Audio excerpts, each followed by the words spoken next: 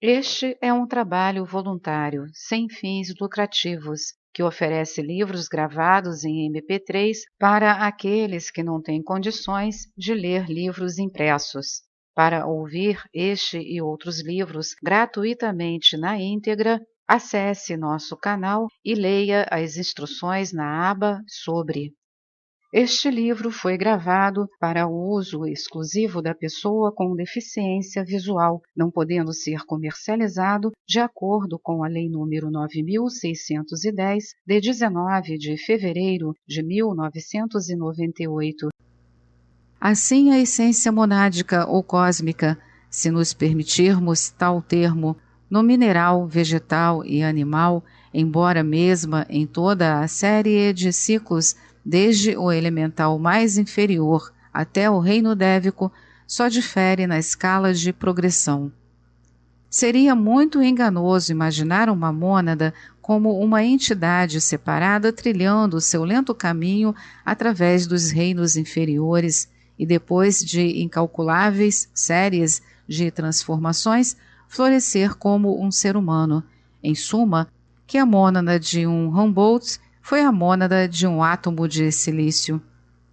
Em vez de dizermos mônada mineral, a fraseologia mais correta na ciência física que diferencia cada átomo a chamaria, obviamente, a mônada manifestando-se na forma de Prakti, chamada reino mineral.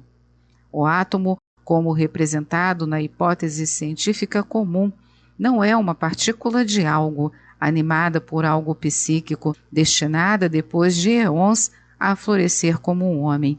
Mas ele é uma manifestação concreta da energia universal que ainda não se tornou individualizada, uma manifestação sequencial da mônada universal única. O oceano de matéria não se divide em suas gotas potenciais e constituintes até que o impulso da vida atinge o estágio do nascimento humano.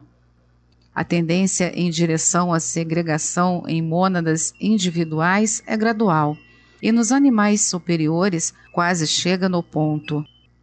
Os peripatéticos aplicavam o termo mônada ao conjunto do cosmos no sentido panteísta, e os ocultistas, ainda que aceitando este pensamento por amor à conveniência, distinguem os estágios progressivos da evolução da forma concreta a partir do abstrato, com termos de que mônada mineral, vegetal e animal são exemplos.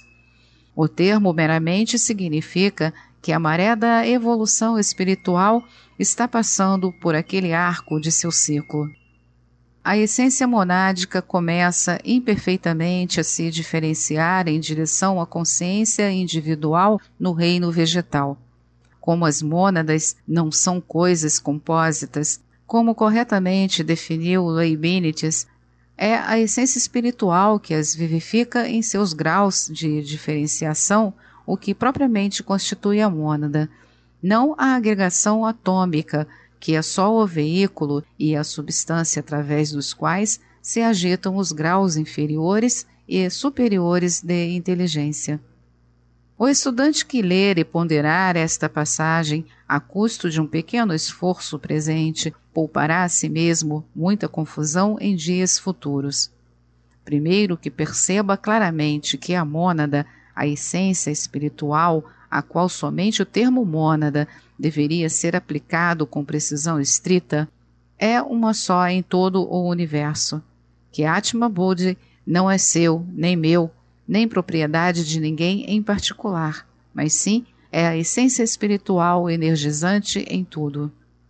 Da mesma forma, a eletricidade é uma só em todo o mundo. Embora possa estar ativa em sua máquina ou na minha, nem ele nem eu podemos chamá-la nossa eletricidade, particularmente.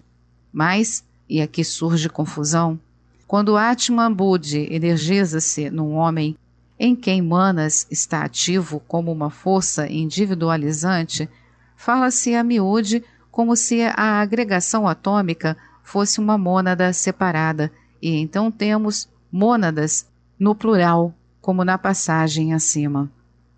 Esta maneira dúbia de usar o termo não levará ao erro se o estudante lembrar que o processo de individualização não está no plano espiritual, mas Atman Buddhi, visto através de manas, parece compartilhar da individualidade deste último. Assim, se você pegar na mão vários vidros coloridos, pode ver através deles um sol vermelho, um sol azul, um sol amarelo e assim por diante. Não obstante, só há um sol brilhando sobre você, alterado pelos meios pelos quais você o olha. Quão frequentemente nos deparamos com a frase mônadas humanas?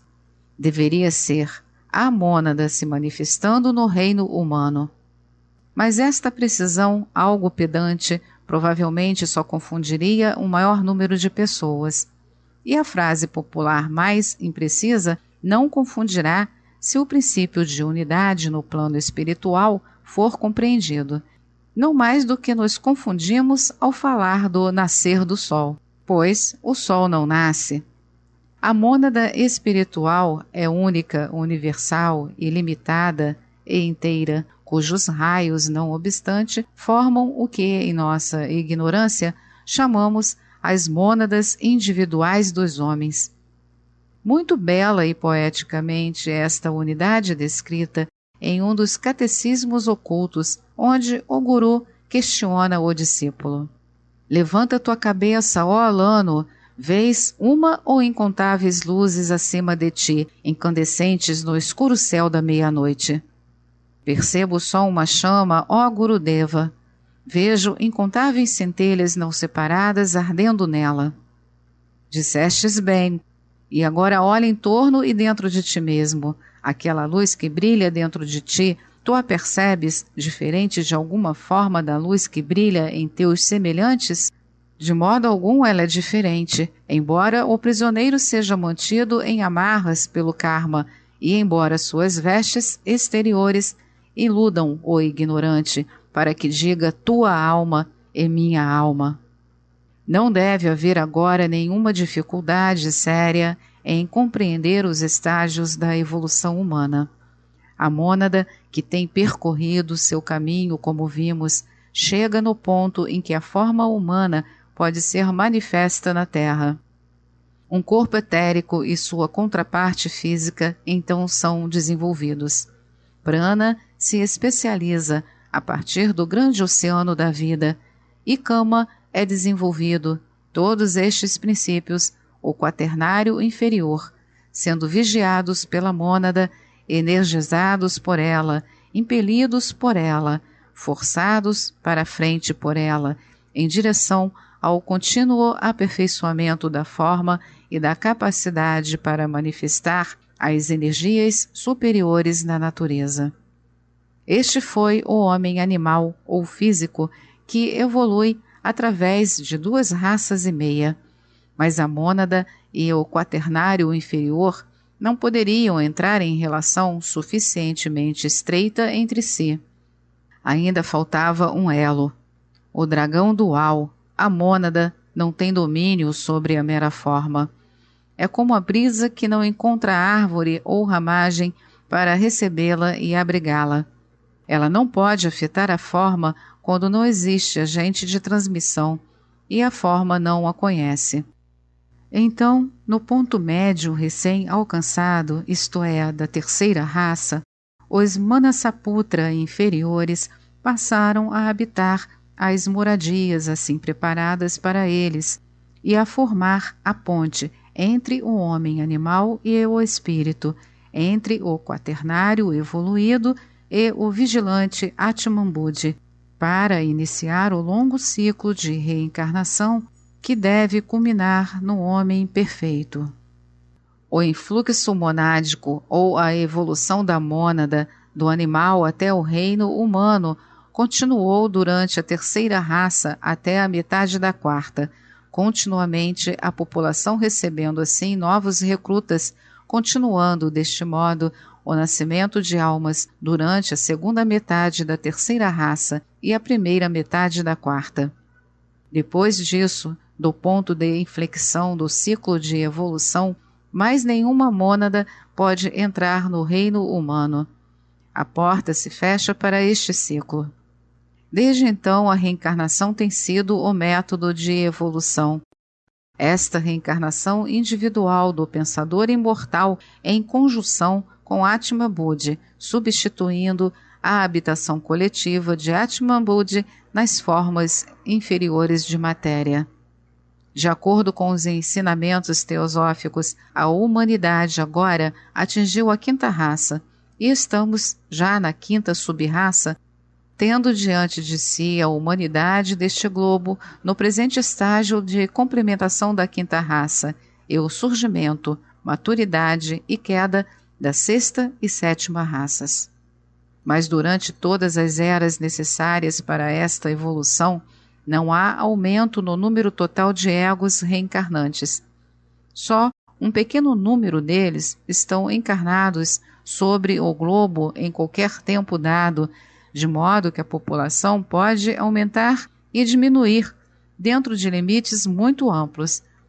E tem-se percebido que há uma explosão populacional depois de um despovoamento local causado por uma mortalidade fora do comum.